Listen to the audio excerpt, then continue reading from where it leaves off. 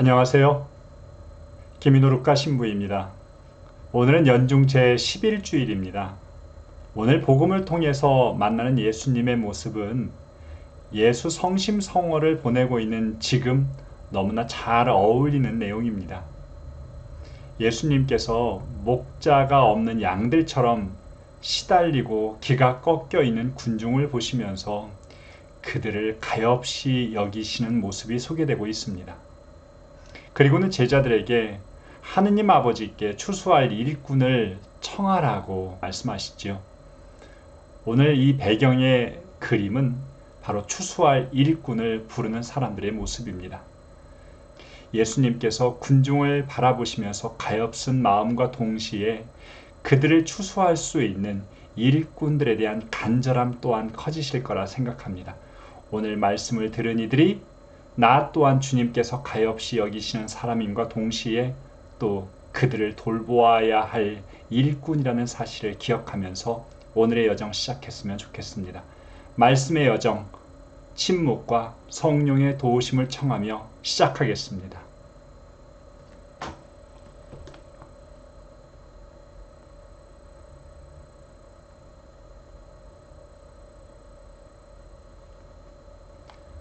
성령을 청하는 기도 마치겠습니다. 성부와 성자와 성령의 이름으로 아멘. 말씀은 네 바로 곁에 있고 네 입에 있고 네 마음에 있다. 주님, 성령의 빛으로 저희의 눈을 여시어 주님의 길을 보게 하시고 저희 귀를 여시어 생명의 말씀을 듣게 하소서. 아멘. 말씀 함께 읽도록 하겠습니다. 그때에 예수님께서는 군중을 보시고 가엾은 마음이 드셨다. 그들이 목자 없는 양들처럼 시달리며 기가 꺾여 있었기 때문이다. 그래서 제자들에게 말씀하셨다. 수확할 것은 많은데 일꾼은 적다. 그러니 수확할 밭의 주인님께 일꾼들을 보내주십사고 청하여라. 예수님께서 12 제자를 가까이 부르시고 그들에게 더러운 영들에 대한 권한을 주시어 그것들을 쫓아내고 병자와 허약한 이들을 모두 고쳐주게 하셨다. 12 사도의 이름은 이러하다. 베드로라고 하는 시몬을 비롯하여 그의 동생 안드레야, 제베데오의 아들 야고보와 그의 동생 요한, 필립보와 바르톨로메오, 토마스와 세리 마테오, 알페오의 아들 야고보와 타데오, 열혈당원 시몬, 그리고 예수님을 팔아넘긴 유다 이스카리옷이다. 예수님께서 이 12 사람을 보내시며 이렇게 분부하셨다. 다른 민족들에게 가는 길로 가지 말고 사마리아인들의 고을에도 들어가지 마라. 이스라엘 집안의 길 잃은 양들에게 가라. 가서 하늘나라가 가까이 왔다 하고 선포하여라. 앓는 이들을 고쳐주고 죽은 이들을 일으켜 주어라. 나병 환자들을 깨끗하게 해주고 마귀들을 쫓아내어라. 너희가 거저 받았으니 거저 주어라. 성부와 성자와 성령의 이름으로 아멘. 저는 말씀을 드라마처럼 읽자고 초대하고 있습니다. 드라마의 앞의 내용이 어떻게 펼쳐지고 있었나 그것을 아는 것은 오늘의 이야기를 보는 데 있어서 굉장히 중요하지요. 오늘 복음이 시작되는 바로 앞부분인 9장 35절에서는 모든 고을과 마을을 두루다니시며 회당에서 가르치고 하늘나라의 복음을 선포하시며 병자와 허약한 이들을 모두 고쳐주셨다라고 이야기하면서 9장의 전체 내용을 한 줄로 요약하고 있습니다. 오늘 본문 내용을 살펴보기 위해서는 드라마나 영화처럼 몇몇 장면을 감독처럼 조금 주의 있게 살펴보는 것도 중요할 것 같은데요.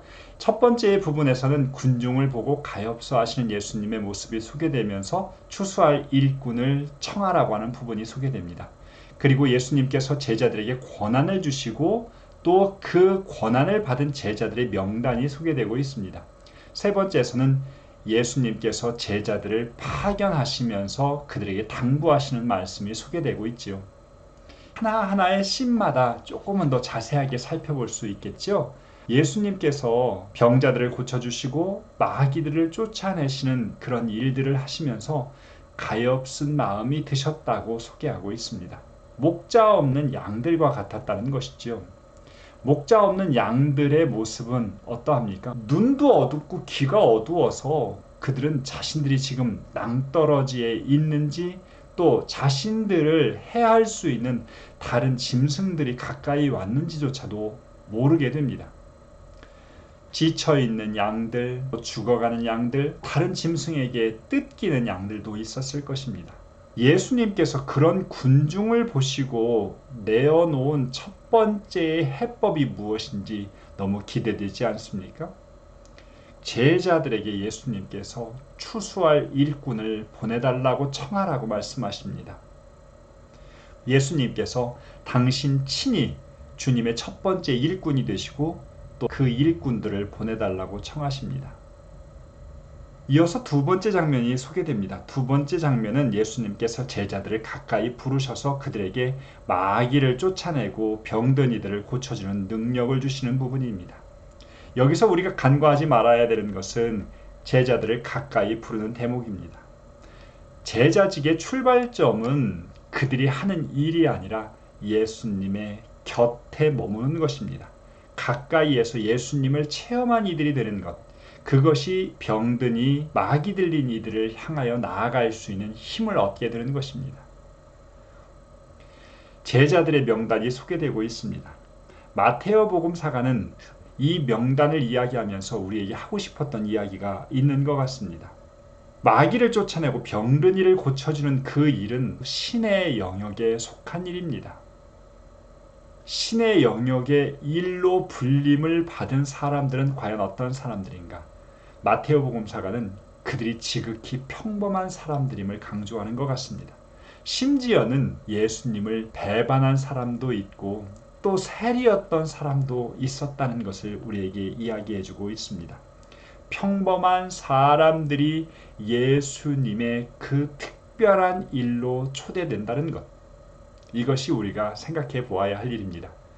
세 번째는 예수님께서 그들 모두를 사람들에게 보내십니다. 이스라엘 가문의 길 잃은 이들에게 찾아가라고 하시면서 사마리아에도 들르지 말라고 하십니다.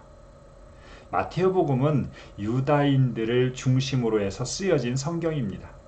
그런데 참으로 오묘하게도 마테오복음에서 소개되고 있는 대부분의 치유 기적사화는 이방인들을 향해서 이루어지고 있습니다.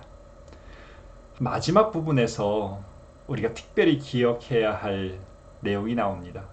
제자들에게 어떤 일을 하라고 하시면서 이제 그 행동의 가장 기본이 되는 근본 정신을 말씀하십니다.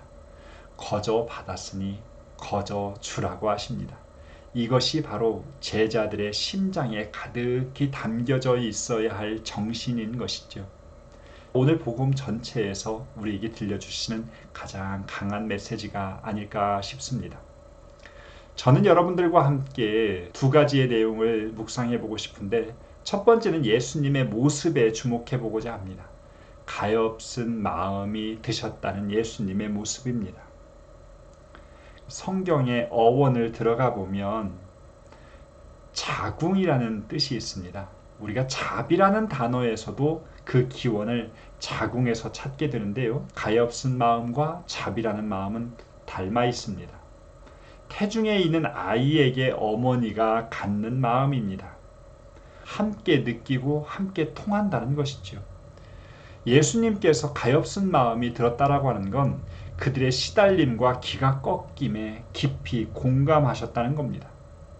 그런데 여기서 공감이라고 하는 건 단순히 감정적인 차원의 것이 아닙니다. 다른 이로 하여금 행동하게 만드는 것입니다. 이러한 예수님의 모습이 아닐까 싶습니다.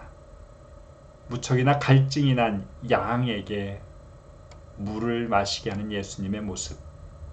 그냥 양들에게 가서 물을 원 없이 먹어라 라고 손가락으로 가르치는 목자가 아니라 그들에게 손수 물을 떠서 먹여주는 목자. 이것이 제가 만난 예수님의 모습입니다. 예수님께서는 우리들 마음 안에 당신의 마음을 담아주십니다. 바로 가엾이 여기는 마음이지요. 이 가엾은 마음은 우리가 신앙생활을 하면 할수록 더 활동하게 되어야 할 것 같습니다. 그런데 상처받는 순간들도 굉장히 많은 것 같아요. 가엾은 마음을 지니고 무엇인가를 했다가 상처받는 일들, 심지어는 공격당하기도 하고 사기를 당하기도 합니다. 그러다 보니 우리들 모두가 마음의 상처를 받고 싶지 않아서 자꾸만 감추려 하고 무딘 마음이 되어가며 심지어는 무자비한 마음으로 바뀌어 가기도 합니다. 가엾은 마음 회복해야 할 필요가 있습니다. 이번 한 주 그 가엾은 마음을 더 활동하도록 내어드리는 시간이 되었으면 좋겠고, 그 이전에 상처받은 마음에 치유를 청할 수 있었으면 좋겠습니다. 이어서 여러분과 함께 묵상하고 싶은 내용은 거저 받았으니 거저 주라는 말씀입니다. 이 말씀은 수많은 사람들의 삶을 건드렸습니다. 누군가는 자신의 장기를 시신을 기증하게 되었고, 또 누군가는 자기의 재산을, 또 시간과 능력을 봉헌할 수 있게 되었습니다. 이 말씀이 오늘도 우리 모두를 건드리고 있습니다. 거저라는 말 우리는 잘 알고 있지요. 이 거저라는 말 안에는 선물이라는 내용이 담겨져 있습니다. 우리 모두가 예수님께로부터 선물을 받았다는 것이죠. 신명기 8장 17절에 의하면 이스라엘 백성이 이제 이집트로부터 나와서 약속받은 땅으로 들어가서 살게 되면서 거기서 만나게 될 유혹을 소개하는 장면이 소개됩니다. 너희는 마음속으로 내 능력과 내 손의 힘으로 이 재산을 마련하였다 하고 생각할 수도 있다. 그러나 너희는 주 너희의 하느님을 기억해야 한다.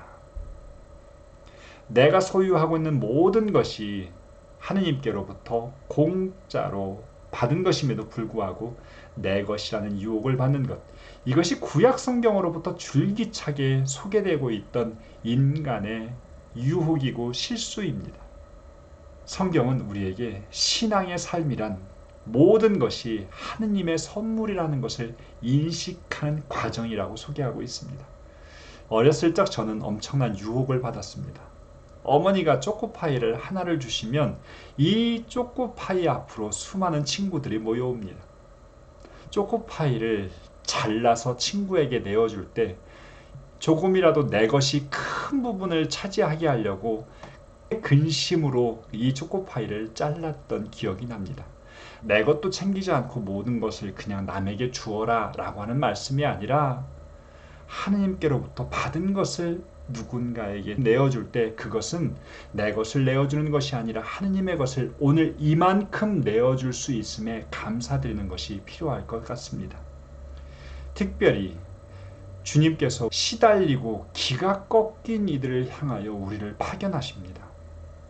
그들에게 나의 능력 조금을 주고 그들로부터 존경과 찬사를 받는 것이 아니라 선물로 받은 것을 선물로 전해줄 수 있는 삶이라는 것을 기억했으면 좋겠습니다. 마침 기도는 오늘 누군가가 이런 기도문을 올렸더라고요. 같이 함께 바치면서 마치도록 하겠습니다. 성부와 성자와 성령의 이름으로 아멘. 주님, 시달리며 기가 꺾인 이들을 치근히 여기는 당신의 마음을 제 마음에 심으소서. 제 손이 상한 갈대를 꺾지 않게 하시고 제 말이 꺼져가는 불씨를 끄지 않게 하소서. 우리 가운데 있는 그들을 더 이상은 못 본 척 무시하지 않게 하소서. 모르는 척 업신여기지 않게 하시고 병고와 세파에 시달리고 절망과 슬픔에 기가 꺾인 이들의 바람막이가 되게 하소서. 아멘. 성부와 성자와 성령의 이름으로 아멘. 예수 성심성월, 예수님 마음을 닮은 여러분들이 되시기를 바랍니다. 감사합니다.